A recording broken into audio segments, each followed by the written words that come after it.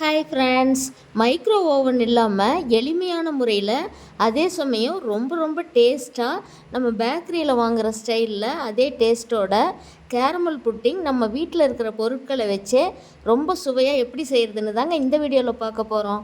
இப்போ அது எப்படி செய்கிறதுன்னு பார்க்கலாம் வாங்க. இதுக்கு ப்ரெட்டு 4 பீஸ் எடுத்துருக்கேங்க. இது ஓரமெல்லாம் கட் பண்ணி எடுத்துக்கலாம்.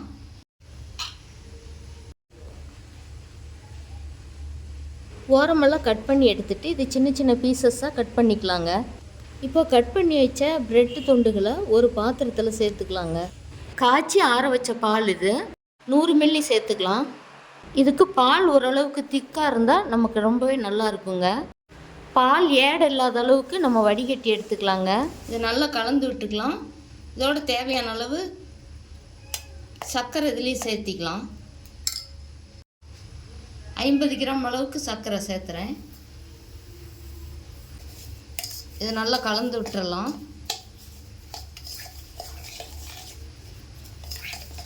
இது ஒரு 5 நிமிஷத்துலேயே ஊறட்டும். சர்க்கரையெல்லாம் நல்லா கரைஞ்சி வரணும். இப்போ இது கலந்து வச்சுருக்கிற பால், ப்ரெட்டு, சர்க்கரை இதெல்லாம் ஒரு மிக்ஸி ஜாரில் சேர்த்துக்கலாங்க. இது நல்லா அரைச்சி எடுத்தாச்சுங்க. இப்போ இதை ஒரு பாத்திரத்துக்கு மாற்றிக்கலாம். இப்போ இதுலேயே 2 முட்டை சேர்த்து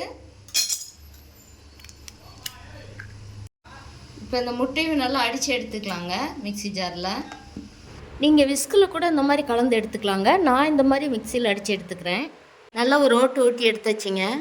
பால், ப்ரெட்டு, சர்க்கரை இதெல்லாம் நம்ம ஏற்கனவே மிக்சியில் அடித்து வச்சுருக்கோம். அது திரும்ப ஒரு டைம் இந்த முட்டை அடித்ததோடு சேர்த்து ஒரு ஓட்டி எடுத்துக்கலாங்க.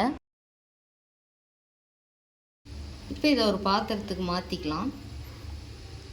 கொஞ்சமாக ஒரு பிஞ்ச் அளவுக்கு சமையல் சோடா சேர்த்துறேங்க. இது ஆப்ஷனல் தான், வேணும்னா சேர்த்துக்கலாம். நம்ம சேர்த்தாமலே அப்படியேவும் செய்யலாம். இப்போ இதை நல்லா கலந்து விட்டுறலாம் ஸ்பூனில். இது அப்படியே ஒரு பக்கம் இருக்கட்டும். கேரமல் புட்டிங் செய்கிறதுக்காக நம்ம இந்த ஒயிட் சுகர் எடுத்துருக்கோங்க. இதை ஸ்டவ்வை சிம்மில் வச்சு இது ஒரு 50 கிராம் அளவுக்கு சுகர் இருக்குது. இதை நல்லா கலந்து விட்டுகிட்டே இருக்கலாம். 1 ஸ்பூன் அளவுக்கு தண்ணி விட்டுக்கலாம். இதை நல்லா கலந்து விட்டுகிட்டே இருக்கணுங்க. ஸ்டவ்வை சிம்மில் வச்சுக்கணும். நான் இதை கேக் செய்கிற மோடில் எடுத்து ஊற்றிக்கிறேங்க. நீங்கள் உங்கள்கிட்ட சில்வர் கப்பு அல்லது டிஃபன் பாக்ஸ் அந்த மாதிரி இருந்தால் கூட அதில் எடுத்து இதை ஊற்றிக்கலாங்க. இப்போ இதை நான் இதில் ஊற்றிக்கிறேன். ஊற்றிட்டு இதை நல்லா ஈவனாக சமப்படுத்திக்கலாம். இட்லி பாத்திரத்தில் தாங்க வச்சு செய்ய போகிறோம். இதில் நான் 1 சொம்பு அளவுக்கு இது ஒரு 3/4 லிட்டர் அளவுக்கு தண்ணி வச்சுருக்கேன். இந்த தண்ணி நல்லா காயணும். பாருங்கள், நல்லா நமக்கு சூடேறி வந்திருக்கு. இந்த டைமில் நம்ம இட்லி தட்டை நம்ம இப்படி செய்வோம் இட்லி. நான் இதையே இந்த மாதிரி திருப்பி வைக்கிறேன். இந்த தண்ணி இன்னும் ஒரு 2 நிமிஷம் நல்லா கொதித்து வரணும்.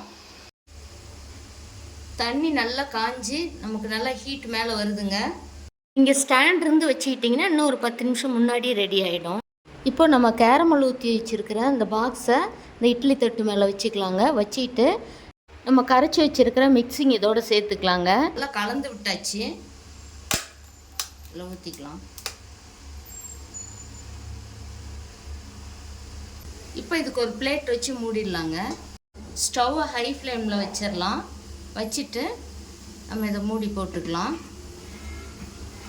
இது ஒரு 10 நிமிஷம் ஹை ஃப்ளேம்லேயே வேகட்டுங்க. இப்போ வச்சு 10 நிமிஷம் ஆகுதுங்க. ஸ்டவ்வை ஸ்லோ பண்ணிடலாம்.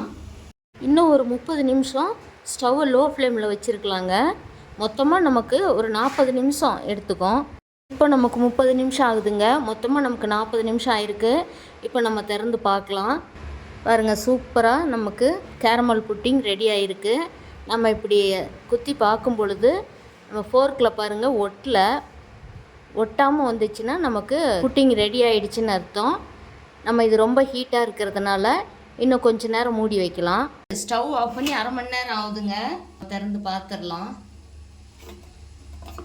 ஓரளவுக்கு சூடு ஆறி வந்திருக்கு.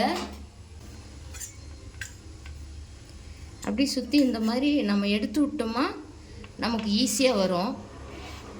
நீங்கள் இதை நல்லா 1 மணி நேரம் ஆற வச்சு திரும்ப ஃப்ரிட்ஜில் 1 மணி நேரம் வச்சு எடுத்திங்கன்னா ரொம்பவே நமக்கு சூப்பராக இருக்குங்க. நான் ஃப்ரிட்ஜில் வைக்கல. நான் கொஞ்சம் வெது வெதுப்பாக சூடாக இருக்கும்போதே சாப்பிட்லான்ட்டு நான் இப்போ இதை எடுத்து உங்களுக்கு காமிக்கிறேன். வாவ், சூப்பராக வந்திருக்குங்க. சிம்பிளான முறையில் கேரமல் புட்டிங் நீங்களும் ஒரு முறை இது மாதிரி ட்ரை பண்ணி பாருங்கள். ரொம்ப சூப்பராக வந்திருக்குங்க. உங்கள் குழந்தைங்களுக்கு இது மாதிரி செஞ்சு கொடுங்க, விரும்பி சாப்பிடுவாங்க. இந்த வீடியோ பிடிச்சிருந்தால் லைக் பண்ணி ஷேர் பண்ணுங்கள், சப்ஸ்கிரைப் பண்ணுங்கள். தேங்க்யூ.